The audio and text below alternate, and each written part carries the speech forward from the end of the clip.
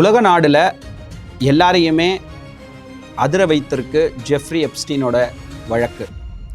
Jeffrey Epstein யார்? கடந்த 2008ஆம் ஆண்டு அமெரிக்காவில் பாலியல் வழக்கில் கைது செய்யப்பட்டவர் தான் ஜெஃப்ரி எப்ஸ்டீன். இவர் பின்னணி என்ன? இவர் இந்த வழக்கில் தொடர்புடையறதுக்கு காரணம் என்ன?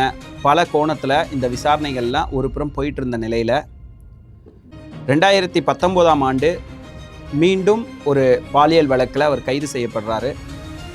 நீதிமன்றத்தினுடைய உத்தரவின் பேரில் சிறையில் அடைக்கப்பட்ட அவர் சிறையிலேயே தூக்கிட்டு இறந்துடுறாரு. பாலியல் கொடுமையான ஒரு நபர் அப்படின்ற பேரை தான் ஜஸ்டின் எடுத்திருந்தார். இந்த சூழலில் தான் அந்த வழக்கு, அவர்கிட்ட இருந்த ஆவணங்கள், அவருடைய பின்னணி என்ன, அவருக்கு யார் யாரெல்லாம் சப்போர்ட் பண்ணாங்க, நிறைய 14 வயதுக்கு உட்பட்ட பெண் குழந்தைகளை அவர் பாலியல் வன்கொடுமைக்கு ஈடுபடுத்தியிருக்காரு. இப்படின்ற பல கோணத்தில் அதை விசாரணை போயிட்டு இருந்த சூழலில் அதை வெளிப்படைத்தன்மையாக வெளியிடணும் அப்படின்றதுக்கு அமெரிக்காவை சார்ந்த மக்களும் சரி எதிர்க்கட்சிகளும் சரி தொடர்ந்து போராடிட்டு இருந்தாங்க. இந்த சூழலில் தான் நவம்பர் மாதம் இதை வெளிப்படையாக அறிக்கை வெளியிடலாம் அப்படின்ற நீதித்துறைக்கான ஒரு கோப்பில் டொனால்ட் ட்ரம்ப் கையெழுத்திடுறாரு. இந்த சூழலில் டிசம்பர் மாதம் முதல் அறிக்கை வெளியிட்டாங்க. அவர்கிட்ட இருந்த பல ஆவணங்களை கைப்பற்றியிருந்தாங்க. இதில் 60 லட்சம் ஆவணங்கள், அதாவது ஆவணம் அப்படின்னு சொன்னால் அந்த பேப்பர் வழியில் இருக்கக்கூடிய ஆவணமாக இருக்கட்டும், ஃபோட்டோஸாக இருக்கட்டும், வீடியோஸாக இருக்கட்டும், அவர் நிறைய ஹார்ட் டிஸ்கில் வச்சுருந்ததாக கூறப்படுது. அதை எல்லாத்தையுமே தராய்வு பண்ணக்கூடிய ஒரு சூழலில் முதல் அறிக்கை வெளியிடும் போதே டொனால்ட் ட்ரம்ப் பேர், பல நாடுகளினுடைய தொழிலதிபர்கள், அதே போல் பல அமைச்சர்கள், பல பேரோட பேர் அதில் வெளிவருது. இது பல இடங்களில் பேசும் பொருளாக மாறுச்சு. அமெரிக்காவிலேயே அது இன்னும் கிளாரிட்டியாக கொடுக்கணும் அப்படின்றதுக்காக ஜனவரி மாதம் 30ஆம் தேதி மீண்டும் அடுத்த கட்டமாக, அதாவது 30 லட்சம் பக்கங்களுடைய அவருடைய விவரங்கள், அவர் என்னென்னலாம் குறிப்பிட்டிருக்காரு, அந்த ஆவணங்கள்லாம் வெளியிடப்பட்டது. அதே போல் 1,80,000 புகைப்படங்கள் வெளியிடப்பட்டது. பல ஆயிரம் வீடியோக்களும் அதில் ஃபுல்லாக டீட்டெயில்டாக ஒரு ஆதாரபூர்வமான விஷயங்களாக வெளியிடப்பட்டது. இதில் யார் யாரெல்லாம் தொடர்புடையவங்களோ அவங்க பேர் எல்லாமே அதில் இருந்துச்சு. கோட் வேர்டில் நிறைய விஷயங்கள் இருந்துச்சு. அதை விரிவாக்கமாக ஆய்வு செய்ய வேண்டிய ஒரு சூழலில் இருக்கும். இதில் யார் யார் பேர்லாம் இருந்துச்சு? அமெரிக்காவினுடைய தொழில் அதிபர்கள் பேர் அதில் இடம்பெற்றதா அப்படின்றத விட அதிபர் பேரே அதில் இருந்தது. டொனால்ட் ட்ரம்ப்புடைய பேர் அதில் இருந்தது. பல முறை அந்த குற்றவாளியோட அவர் தொடர்பு கொண்டிருக்காரு, பேசியிருக்காரு, அவருடைய தனி விமானத்தில் அவர் பயணிச்சிருக்காரு அப்படின்ற விவரங்கள் எல்லாம் அதில் இருந்தது. இந்த ஜஸ்டின் அப்படி என்ன பண்ணார், இவ்வளோ பேரை கவர்றதுக்கான விஷயங்கள் என்னென்ன அப்படின்றது தான் இந்த கேஸோட ரொம்ப முக்கியத்துவம் வாய்ந்த ஒரு விஷயமாக பார்க்கப்படுது. ஜஸ்டின் சின்னதாக அவர் செஞ்ச தப்பை கொஞ்சம் பெரிய அளவில், உலக அளவில் செய்யறதுக்கான வழித்தடமாக அவர் சம்பாதிச்ச, பல கோணங்களில் சம்பாதிச்ச தவறான பணங்களாக இருக்கலாம், இல்லை அவர் உழைச்சி சம்பாதிச்சா அப்படின்னா கேள்விக்குறி தான். அந்த பணங்களை வைத்து ஒரு தனி தீவை வாங்குறாரு.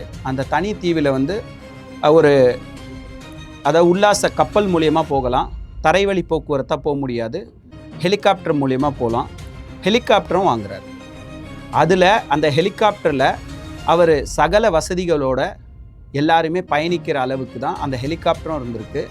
அந்த ஹெலிகாப்டர் மூலியமாக தரையிறங்கப்படுற அந்த தீவுமே பல உல்லாசங்களை மையப்படுத்தி தான் அவர் வச்சுருக்காரு.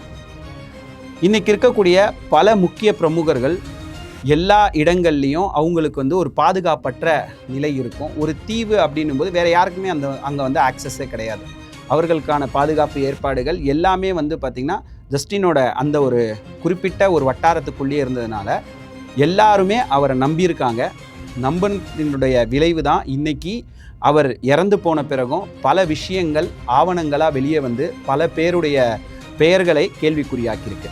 இதில் டொனால்ட் ட்ரம்ப் அவரோட தொடர்ந்து நெருக்கமான தொடர்பில் இருந்ததாகவும், தொழிலதிபர் பில் கிளின்டன், அதே போல் எலான் மஸ்க், அதே போல் முன்னாள் அந்த பாப் பாடகர் மைக்கேல் ஜான்சன், அது இல்லாமல் கடைசியாக இந்தியாவையும் விட்டு வைக்கல, இந்திய பிரதமர் நரேந்திர மோடி பேரும் அதில் குறிப்பிடப்பட்டிருக்கு. நரேந்திர மோடி வந்து 2017 இஸ்ரேலுக்கு பயணம் மேற்கொள்கிறாரு.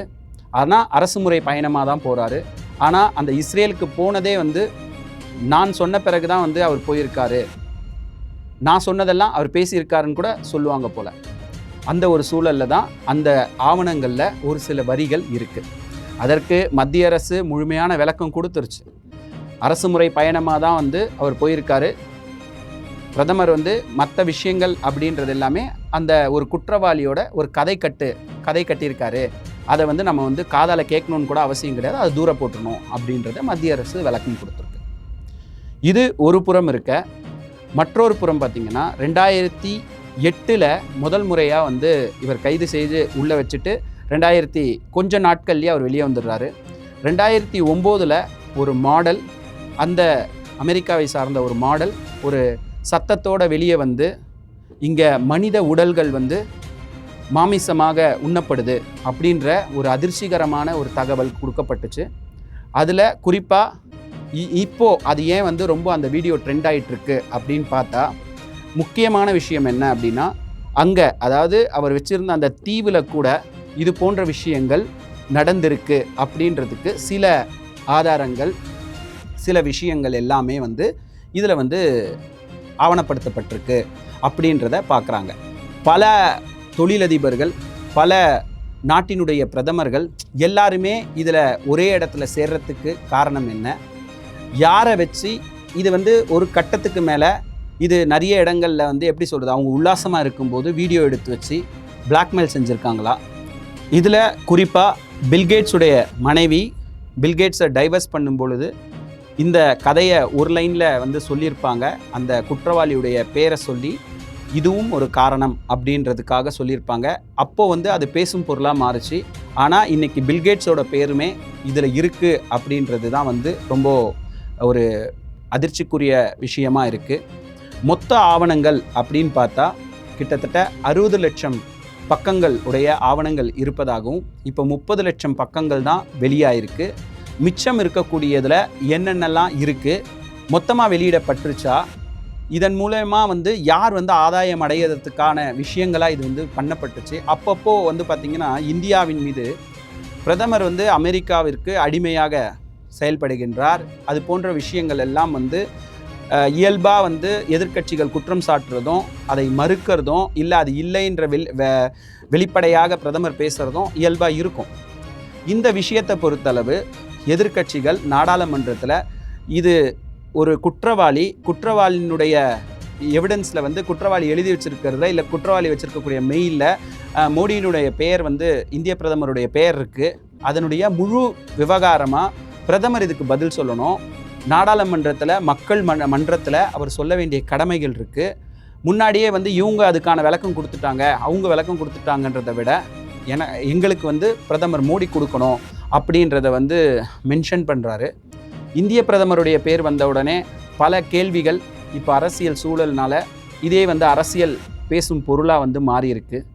உலக நாடுகளை மட்டுமல்ல, இந்தியாவையும் உலுக்கிய இந்த ஜஸ்டின் அப்படின்றவர் எதற்காக இதெல்லாம் செஞ்சார், எதை நோக்கமாக வச்சு செஞ்சார், இளம் சிறார்களை சீரழித்ததுக்கான காரணம் என்ன, இதில் யார் ஆதாயம் அடைஞ்சாங்க, எதை வச்சு எந்த நாடுகளை எல்லாம் வந்து இவங்க வந்து இந்த வீடியோஸை வச்சு பிளாக்மெயில் செஞ்சாங்க, பல அதிபர்களையும் பல தொழில் முனைவோர்களையும் இவங்க வந்து எப்படி ஒரு கட்டத்துக்குள்ளே கொண்டு வந்தாங்க, இவர் இவ்வளோ வளர்ச்சி அடைய யாருடைய பேக்ரவுண்டில் இவர் இவ்வளோ தூரம் வளர்ச்சி அடைஞ்சு போனார், இது போன்ற பல கேள்விகள் மக்கள் மன்றத்தில் எழுந்திருக்கு. இது போன்ற விஷயங்களுக்கு இன்னும் 30 லட்சம் பக்கங்கள் வெளியிட வேண்டியது இருக்கலாம் அப்படின்னு கூறப்படுது.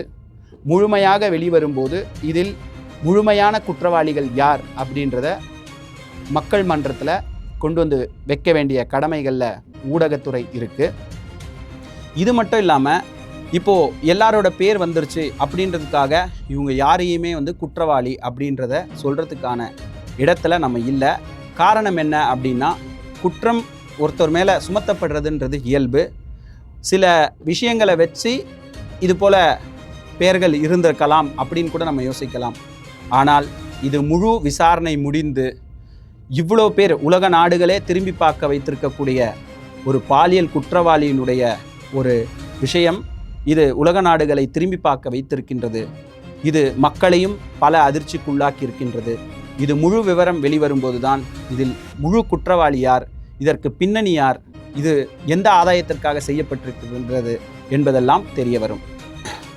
இது போன்ற பல சுவாரஸ்யமான உலக அளவில் நடக்கக்கூடிய செய்திகளாக இருந்தாலும் சரி, இந்திய அளவில், தமிழ்நாடு அளவில் நடக்கக்கூடிய செய்திகளையும் உடனுக்குடன் தெரிந்து கொள்ள தக்கார் குரல் சேனலை நீங்கள் சப்ஸ்கிரைப் செய்து எங்களுக்கு ஆதரவு தருமாறு அன்போடு கேட்டுக்கொள்கின்றோம்.